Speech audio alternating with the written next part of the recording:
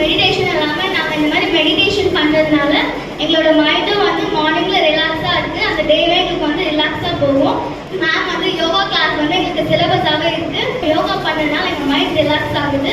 நாங்கள் அந்த மைண்ட் ரிலாக்ஸிங்காக இருக்கிறதுனால எங்களுக்கு அந்த டேவே எங்களுக்கு வந்து பீஸ்ஃபுல்லாக போகுது.